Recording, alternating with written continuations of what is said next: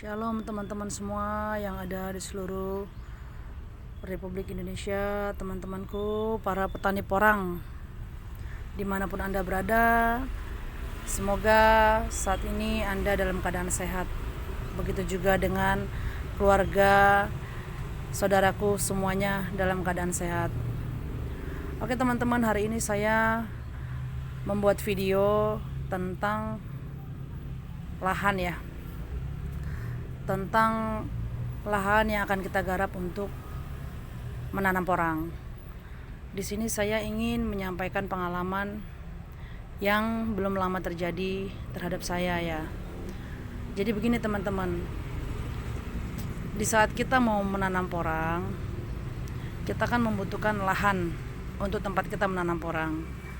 Berhubung karena saya tinggal di perkotaan, yang dimana lahan untuk lumayan luas tidak tersedia. Kalaupun tersedia, paling kisaran ribuan meter, dan itu pun harganya luar biasa mahalnya. Nah, kalau misalnya kita mengambil lahan untuk di daerah perkotaan, biaya yang kita keluarkan pasti sangat besar. Solusi yang saya ambil adalah saya mengambil tindakan untuk menyewa lahan di sekitar perkampungan lah, yang dimana untuk lokasi saya tinggal ini ada di Depok, Jawa Barat. Saya mengambil lahan di sekitar Bogor dan sekitarnya,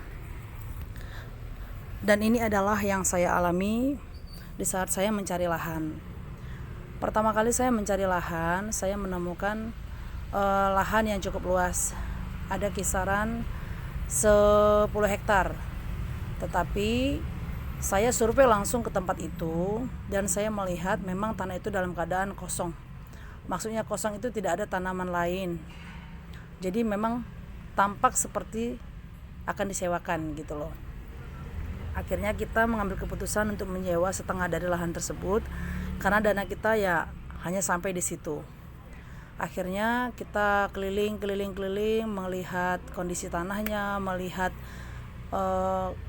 ada tunggul atau tidak, tanah itu subur atau tidak, dan itu sudah kita lakukan seharian. Nah, di saat kita mencari lahan tersebut, kita melalui perantara, yang dimana perantara ini kita dapatkan kontaknya itu dari salah satu aplikasi. Dan akhirnya kita membuat kesepakatan dan kita menanyakan detail siapa pemiliknya, bagaimana proses untuk penyewaannya, dan kita mendapatkan semua info dari dia. Kalau untuk harga ya cukup terjangkau lah, kisaran 5-6 juta untuk 1 hektarnya per tahun.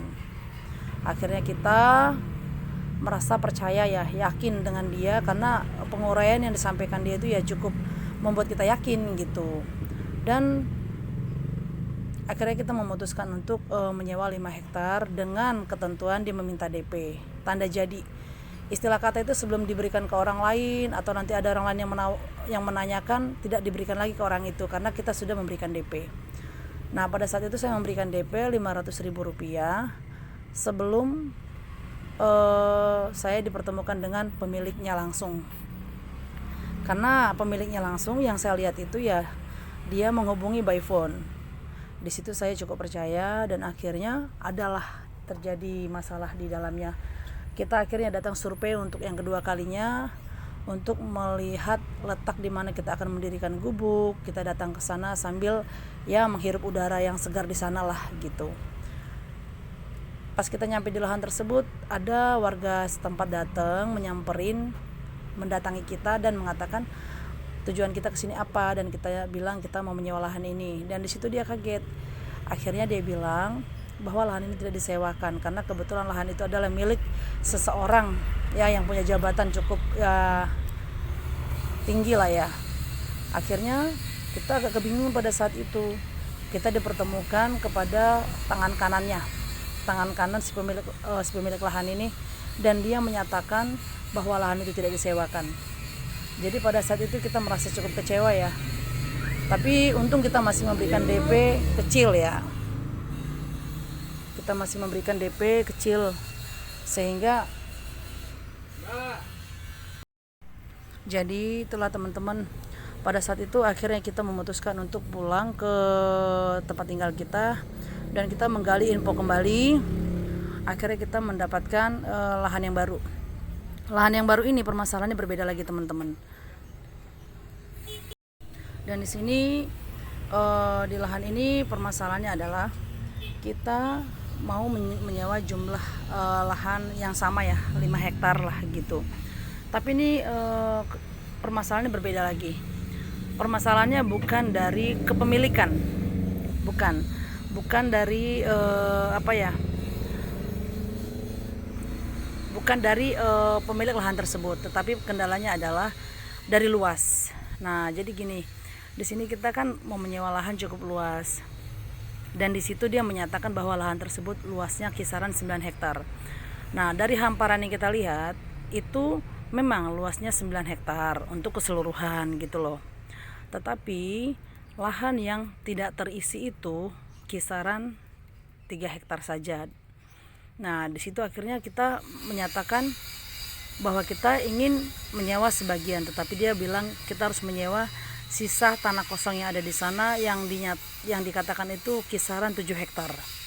Nah, akhirnya kita melakukan pengukuran secara manual pada hari itu juga, karena kita tidak mau ya terjadi lagi permasalahannya seperti yang pertama.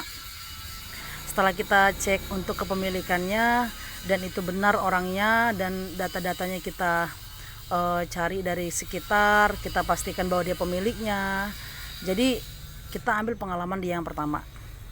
Akhirnya kita melakukan pengukuran manual ya, hari itu juga kita lakukan pengukuran. Kita beli meteran itu yang panjangnya sekitar 10 meter dan kita ukur di tali ya, di tali plastik atau tali rapiah. Kita melakukan penarikan ya, kita tarik ujung ke ujung, titik ke titik kita ukur. Dan alhasil kita mendapatkan lahan itu yang benar-benar kosong, tidak ditanami oleh tanaman lain, contohnya pohon sengon atau apapun, kencur dan segala macam. Itu hanya kisaran 2 hektar lebih. Jadi di situ teman-teman, saya benar-benar mengambil pengalaman dari ini. Luasan lahan itu terkadang harus jeli. Jadi untuk lahan tersebut kita sewa berdasarkan tanah yang kita ukur luasnya sekitar 2 hektar saja gitu. Kita tidak mengambil resiko lagi. Di sini permasalahannya teman-teman sering terjadi tumpang tindih gitu loh. Tumpang tindih dalam artian bahwa lahan tersebut sudah disewakan kepada seseorang dan itu disewakan lagi kepada kita. Apalagi untuk bos-bos yang kondisinya jaraknya jauh. Nah, itu perlu waspada lagi. Karena kan tidak semuanya orang-orang jujur, tidak semuanya orang-orang benar-benar real, dan kebanyakan orang mencari keuntungan. Jadi kita lebih waspada lagi. Jadi hal ini perlu kita terapkan supaya kita tidak mengalami kerugian yang besar. Karena di sini teman-teman banyak oknum-oknum yang memanfaatkan kondisi untuk tanah ya.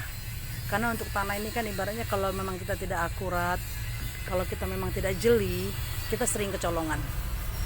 Jadi untuk teman-temanku yang lagi sedang mencari lahan untuk tanaman porang atau tanaman apapun itu, kita lebih waspada lagi. Jadi memang kita harus selidiki, telusuri keseluruhan dari lahan tersebut. Takutnya nanti kita benar-benar tidak menyelidiki, kita main percaya aja, kita main mengambil keputusan begitu aja, yang ada nanti kita dirugikan. Karena bagi mereka ini ya, yang istilah dikatakan perantara ini atau calo, mereka tidak pernah memikirkan bagaimana ruginya kita, bagaimana ibaratnya kita mendapatkan modal tersebut. Mereka tidak memikirkan sejauh itu. Karena yang mereka tahu bagaimana mereka mendapatkan hasil, bagaimana mereka mendapat persenan dari apa yang mereka kerjakan.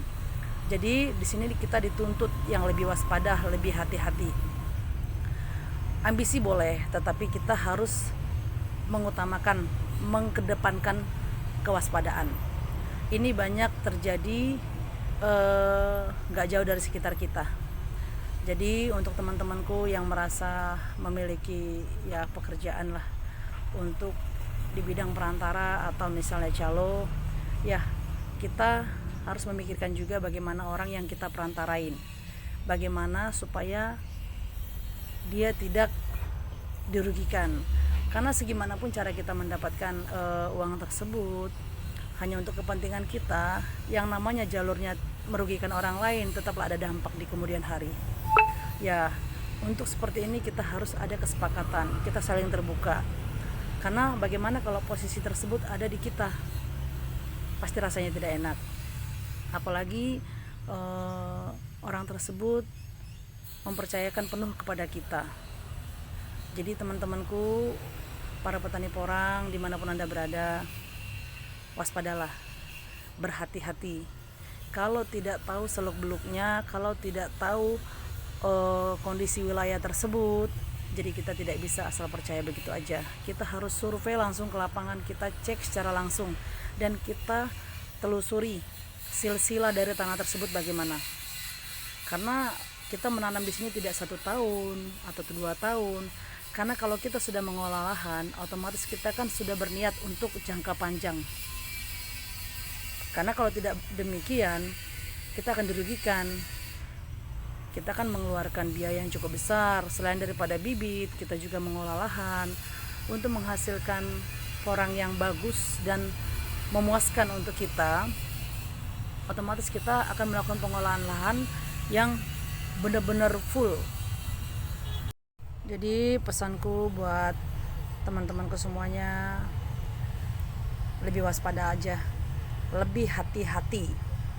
Kita harus mengedepankan kewaspadaan, baik dari segi kita membeli bibit, baik dari segi kita menyediakan media tanam, lahan, baik dari segi apapun kita lebih waspada. Karena segala sesuatunya kita mengeluarkan modal. Cari orang-orang terpercaya yang bisa membantu kita dalam menyediakan apa yang kita butuhkan. Jadi di sini ya saya benar-benar agak sedikit kaget pada saat saya mencari lahan ini gitu. Dan ini juga pengalaman saya di musim kedua ya. Di musim kedua untuk menanam porang, niat saya untuk memperluas lahan agar hasil yang kita dapatkan lebih maksimal. Tetapi segala sesuatunya itu harus dibarengi dengan turun ke lapangan secara langsung. Tidak bisa kita hanya mengandalkan orang-orang yang bisa membantu kita begitu aja. Kita harus turun, kita dampingi, kita kerja bersama-sama. Karena lidah itu sangat gampang untuk berbicara ya, sangat gampang meyakinkan siapapun, apalagi orang itu udah cukup kita kenal. Tapi tetap saja kita harus benar-benar mengutamakan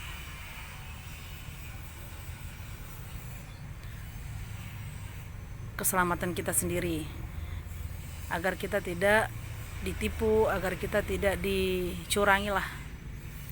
Jadi perlu saya sampaikan juga kepada teman-teman yang ingin melakukan perluasan lahan, benar-benar melihat segala sesuatunya secara detail.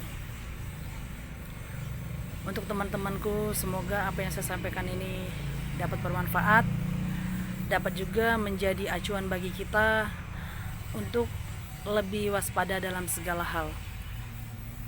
Karena zaman sekarang ini lagi zamannya cukup susah ya. Jadi segala cara dilakukan oleh orang-orang yang tidak bertanggung jawab. Semoga pengalaman yang saya alamin ini bisa kita jadikan tolak ukur agar yang berniat untuk perluasan lahan lebih waspada dan mengambil hikmah dari apa yang saya alamin ini. Jadi saya doakan untuk kedepannya semua petani porang sukses, sejahtera, dan jangan lupa juga andalkan doa, karena segala sesuatu bersumber daripada Tuhan yang Maha Kuasa dan kembali juga kepadanya. Jadi segala sesuatu yang kita kerjakan harus menggunakan hati yang tulus, hati yang ikhlas. Karena kita bekerja dengan alam, tanah, udara, air, segala sesuatunya tidak boleh dipermainkan. Kita hanya pengguna. Jadi kita banyak-banyak bersyukur, dan kita lebih mengutamakan mengandalkan Tuhan dalam segala hal. Terima kasih buat teman-temanku dimanapun Anda berada. Sukses selalu untuk Anda semuanya. Tuhan Yesus memberkati kita semua. Shalom.